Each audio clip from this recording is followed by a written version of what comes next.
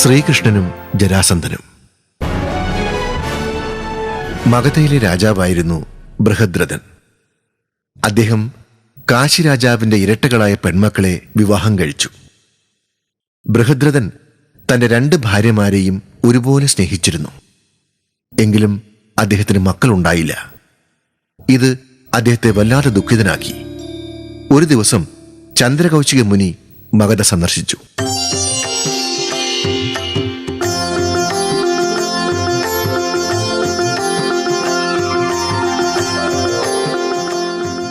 ബൃഹദ്രഥൻ അദ്ദേഹത്തെ ഭക്തിയാദരപൂർവം സ്വീകരിച്ച് പരിചരിച്ചു.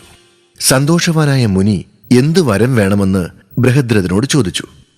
തന്റെ കാലശേഷം രാജ്യം ഭരിക്കുന്നതിനായി ഒരു പുത്രനുണ്ടാവാൻ അനുഗ്രഹിക്കണമെന്ന് ബൃഹദ്രഥൻ അപേക്ഷിച്ചു. രാജാവിന് മഹർഷി ഒരു മാമ്പഴം നൽകി. എന്നിട്ട് ഭാര്യമാരിൽ ഒരാൾക്ക് അത് നൽകുവാൻ ആവശ്യപ്പെട്ടു. 2 ഭാര്യമാരെയും ഒരുപോലെ സ്നേഹിച്ചിരുന്ന രാജാവ് ധർമ്മസങ്കടത്തിലായി. അദ്ദേഹം മാമ്പഴം 2ആയി മുറിച്ച് 2 പേർക്കും ഓരോ പകുതി നൽകി.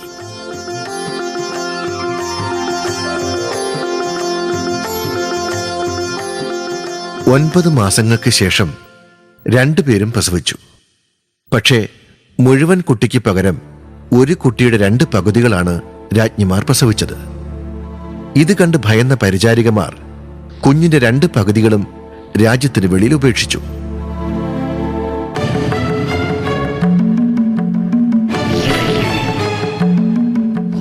അവിടെ ജര എന്നു പേരുള്ളൊരു രാക്ഷസി പാർത്തിരുന്നു. കുഞ്ഞിന്റെ ശരീരം കണ്ട ജര പറഞ്ഞു, കൊള്ളാം, എനിക്കിന്ന് കുശാലായി.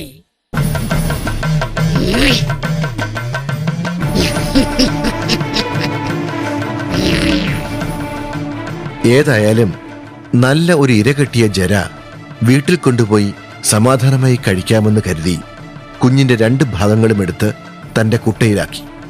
അത്ഭുതമെന്ന് പറയട്ടെ, പെട്ടെന്ന് കുഞ്ഞിന്റെ 2 ഭാഗങ്ങളും ഒന്നിച്ചു ചേർന്ന് പൂർണ്ണ ശിശുവായി മാറി.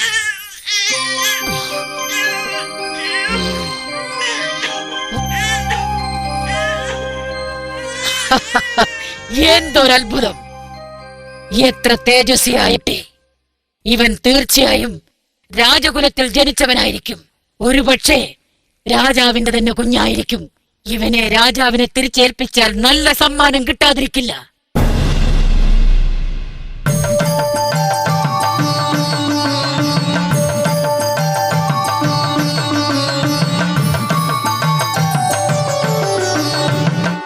വന്ദനം മഹാരാജാവേ, ഞാൻ കൊട്ടാരത്തിലെ കുട്ടിയെ തിരികെ കൊണ്ടുവന്നിരിക്കുകയാണ്. കുട്ടിയെ കണ്ട മഹാരാജാവ് അതീവ സന്തുഷ്ടനായി. ജര, നിന്നോട് നന്ദി പറയുവാൻ എനിക്ക് വാക്കുകളില്ല. ജര പുനർജീവിപ്പിച്ച ഇവൻ ജരാസന്ധൻ എന്ന പേരിലായിരിക്കും അറിയപ്പെടുക. വളരെ നന്ദി മഹാരാജൻ. ഇതെനിക്ക് വലിയൊരു ബഹുമതിയാണ്. ഞാൻ ഇവനെ അനുഗ്രഹിക്കുകയാണ്. ഇവൻ അതിശക്തനായ ഒരു പോരാളിയാവും. ഇവൻ രാക്ഷസന്മാരെ പോലെ ധൈര്യമുള്ളവനായിരിക്കും. ഇവനെ പരാജയപ്പെടുത്തുവാൻ ആർക്കും കഴിയില്ല. ഇവൻ ദീർഘായുസായിരിക്കട്ടെ. ജരാസന്ധൻ വളർന്ന് അതിശക്തനായ രാജാവായി മാറി. അദ്ദേഹത്തിന് പെൺമക്കളുണ്ടായി. അവരെ മധുരയിലെ രാജാവായ കംസന് വിവാഹം കഴിച്ചു കൊടുത്തു. കംസനെ ശ്രീകൃഷ്ണൻ വധിച്ചതോടെ കൃഷ്ണൻ ജരാസന്ധന്റെ ശത്രുവായി. കൃഷ്ണനെ വധിക്കുവാനായി ജരാസന്ധൻ 17 തവണ മധുര ആക്രമിച്ചു. പക്ഷേ എല്ലാ തവണയും പരാജയമായിരുന്നു ഫലം.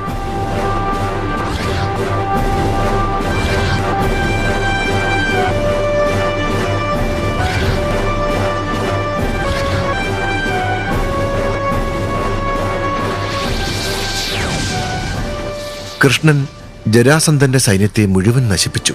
ഒടുവിൽ ജരാസന്ധൻ മാത്രം ബാക്കിയായി. ശ്രീകൃഷ്ണന്റെ അതിശക്തരായ ബന്ധുക്കളായിരുന്നു ഇന്ദ്രപ്രസ്ഥത്തിലെ രാജാക്കന്മാരായ പാണ്ഡവന്മാർ. പാണ്ഡവരിലെ മൂത്തയാളായ യുധിഷ്ഠിരന് രാജസൂയ യാഗം നടത്തണം എന്ന ആഗ്രഹമുണ്ടായി. രാജസൂയം നടത്തുന്ന രാജാവിനെ തങ്ങളുടെ ചക്രവർത്തിയായി അടുത്തുള്ള മറ്റ് രാജാക്കാർ അംഗീകരിക്കണം. ഇതിന് പ്രധാന തടസ്സം ജരാസന്ധനായിരുന്നു. ജരാസന്ധനെ എങ്ങനെ കീഴ്പ്പെടുത്തണമെന്നറിയാതെ യുധിഷ്ഠിരൻ കൃഷ്ണന്റെ സഹായം തേടി. കൃഷ്ണൻ ഒരു ഉപായം രൂപപ്പെടുത്തിയെടുത്തു. ഭീമസേനനും അർജുനനും ബ്രാഹ്മണ വേഷത്തിൽ കൃഷ്ണനോടൊപ്പം മഗധയിൽ ചെന്ന് ജരാസന്ധനെ മല്ലയുദ്ധത്തിന് ക്ഷണിക്കുക.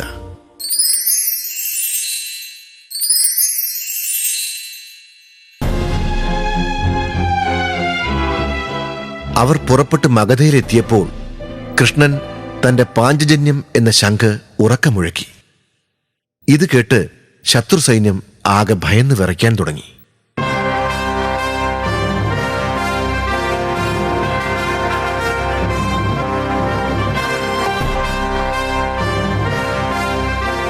നരാധമനായ കൃഷ്ണ, നിന്നോട് യുദ്ധത്തിന് ഞാനില്ല. നീ നിന്റെ ബന്ധുക്കളെ തന്നെ കൊന്നവനാണ്. നീ ആരാണെന്ന വിവരം നീ മറച്ചുവെച്ചു. നിന്നെപ്പോലുള്ളൊരുത്തനോട് യുദ്ധം ചെയ്യുന്നത് എനിക്ക് നാണക്കേടാണ്. യഥാർത്ഥ ധീരന്മാർ വാക്കിലല്ല, പ്രവൃത്തിയിലാണ് അവരുടെ ശക്തി കാണിക്കേണ്ടത്. നിന്റെ വാക്കുകൾ എനിക്ക് മുഖവിലക്കെടുക്കാനാവില്ല. നീ മരണത്തെ പേടിക്കുന്നവനാണ്. ജരാസന്ധ മഹാരാജാവേ, അങ്ങയെ മല്ലയുദ്ധത്തിന് വെല്ലുവിളിക്കുവാനാണ് ഞങ്ങൾ വന്നിരിക്കുന്നത്. നിങ്ങളെ കണ്ടിട്ട് ബ്രാഹ്മണരാണെന്ന് തോന്നുന്നില്ലല്ലോ. രൂപം ക്ഷത്രിയരുടേതാണ്. സത്യം പറയൂ, ആരാണ് നിങ്ങൾ? ഇദ്ദേഹം അർജുനൻ, പാണ്ഡവരിൽ മൂന്നാം. അദ്ദേഹം ഭീമസേനൻ, രണ്ടാമത്തെ പാണ്ഡവൻ. നീ ശരിക്കും ധീരനാണെങ്കിൽ ഇവരെ നേരിടൂ. ഇവരിൽ ആരെ വേണമെന്ന് നിനക്ക് തീരുമാനിക്കാം. അല്ലെങ്കിൽ എന്നോടാവാം യുദ്ധം. നീ ആരാണെന്നാ നിന്റെ വിചാരം? ഞാനൊരു അസാമാന്യ പോരാളിയും ചക്രവർത്തിയുമാണ്. കൃഷ്ണ, നീ വെറുമൊരു ഇടയബാലൻ. ജരാസന്ധ, നീ അത്ര വലിയ പോരാളിയാണെങ്കിൽ എന്റെ അസ്ത്രങ്ങളൊന്ന് നേരിടൂ. ആദ്യം എന്നോട് യുദ്ധം ചെയ്യൂ, എന്നിട്ടാവാം വർത്തമാനം. അർജുന, നീ വെറും കീടമാണ്. എന്റെ മുന്നിൽ നേരെ നിൽക്കാൻ പോലും യോഗ്യതയില്ലാത്തവരോട് ഞാൻ യുദ്ധം ചെയ്യാറില്ല. ജരാസന്ധ, നിന്റെ സംസാരം അതിര് കടക്കുന്നു. നിനക്ക് ഞങ്ങളെ നേരിടാൻ ഭയമാണ്. അല്ലെങ്കിൽ നീ എന്തിനാണ് ഒഴിഞ്ഞു മാറുന്നത്? ഹേയ് ഭീമ, നിന്റെ മരണമണി മുഴങ്ങിക്കഴിഞ്ഞു. അങ്ങനെ രണ്ട് മല്ലന്മാരും തമ്മിൽ നഗരത്തിന് പുറത്ത് യുദ്ധം ആരംഭിച്ചു. ദേഷ്യം കൊണ്ട് ഭ്രാന്തെടുത്ത രണ്ടുപേരും ഇടിമിന്നൽ പോലെ പരസ്പരം പൊരുതി. ഇടത്തും വലത്തും മാറി മാറി ചാടിയും ഒഴിഞ്ഞും രണ്ട് നർത്തകരെ പോലെയുള്ള അവരുടെ പോരാട്ടം അതിഭീകരമായിരുന്നു. രണ്ട് മതയാനകളുടെ യുദ്ധം പോലെയായിരുന്നു ആ ഏറ്റുമുട്ടലിന്റെ ശബ്ദം. രണ്ടുപേരുടെയും ശരീരത്തിന്റെ എല്ലാ ഭാഗങ്ങളും ആ മല്ലയുദ്ധത്തിൽ ഞെരിച്ചമർത്തപ്പെട്ടു. അവരുടെ മുഷ്ടികൾ കൂട്ടിയിടിക്കുമ്പോഴുണ്ടാകുന്ന ശബ്ദം ഘോരമായ ഇടിവെട്ടിനേക്കാൾ ഭീകരമായിരുന്നു. യുദ്ധം ദിവസങ്ങളോളം നീണ്ടുനിന്നു.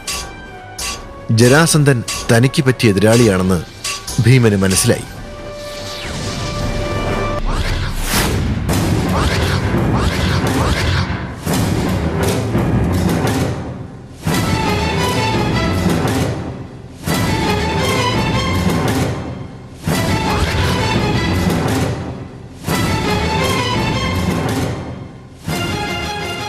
സഹായത്തിനായി ഭീമൻ കൃഷ്ണനെ നോക്കി. കൃഷ്ണന് ജരാസന്ധന്റെ ജന്മരഹസ്യം അറിയാമായിരുന്നു. അദ്ദേഹം ഒരു വടിക്കഷ്ണം തറയിൽ നിന്നെടുത്തു. അത് നെടുകെ വലിച്ചു കീറി. എന്നിട്ട് രണ്ട് ഭാഗങ്ങളും എതിർദിശകളിലേക്ക് വലിച്ചെറിഞ്ഞു. ഇത് കണ്ടതോടെ എന്തു ചെയ്യണമെന്ന് ഭീമന് മനസ്സിലായി. ഭീമൻ ജരാസന്ധനെ തറയിലേക്ക് തള്ളിയിട്ടു. എന്നിട്ട് ഒരു കാലിൽ ചവിട്ടി പിടിച്ചുകൊണ്ട് മറ്റേ കാലിൽ പിടിച്ച് വലിച്ച് ശരീരം രണ്ട് ഭാഗങ്ങളാക്കി വലിച്ചെറിഞ്ഞു. പക്ഷേ അത്ഭുതമെന്ന് പറയട്ടെ, നിമിഷ നേരം കൊണ്ട് രണ്ട് ഭാഗങ്ങളും വീണ്ടും കൂടിച്ചേർന്ന് ജരാസന്ധന്റെ ശരീരം പഴയ രൂപത്തിലേക്കെത്തി. ഭീമൻ വീണ്ടും കൃഷ്ണന്റെ സഹായത്തിനായി നോക്കി. അദ്ദേഹം വീണ്ടും ഒരു വടിക്കഷ്ണം തറയിൽ നിന്നെടുത്തു. അത് നെടുകെ വലിച്ചു കീറി. എന്നിട്ട് രണ്ട് ഭാഗങ്ങളും എതിർദിശകളിലേക്ക് വലിച്ചെറിഞ്ഞു. പക്ഷെ ഇത്തവണ ഒരു ഭാഗം തലകീഴായും മറ്റേത് നേരെയുമാണ് എറിഞ്ഞത്. ഉടൻ ഭീമന് സംഗതി മനസ്സിലായി. ഭീമൻ ജരാസന്ധനെ വീണ്ടും തറയിലേക്ക് തള്ളിയിട്ടു. എന്നിട്ട് ഒരു കാലിൽ ചവിട്ടിപ്പിടിച്ചുകൊണ്ട് മറ്റേ കാലിൽ പിടിച്ച് വലിച്ച് ശരീരം രണ്ട് ഭാഗങ്ങളാക്കി. ഒരു ഭാഗം തലകീഴായും മറ്റേത് നേരെയുമാക്കി ആ 2 ഭാഗങ്ങളും പരമാവധി ദൂരത്തേക്ക് വലിച്ചെറിഞ്ഞു. ഇത്തവണ 2 ഭാഗങ്ങളും തമ്മിൽ കൂടിച്ചേരാനായില്ല. അങ്ങനെ ഭീമൻ ജരാസന്ധനെ വധിച്ചു. ജരാസന്ധന്റെ പുത്രനെ മഗധയുടെ രാജാവായി കൃഷ്ണൻ വാഴിച്ചു. പകരമായി യുധിഷ്ഠിരന്റെ മേൽക്കോയ്മ അംഗീകരിക്കുവാൻ ജരാസന്ധന്റെ പുത്രൻ തയ്യാറായി.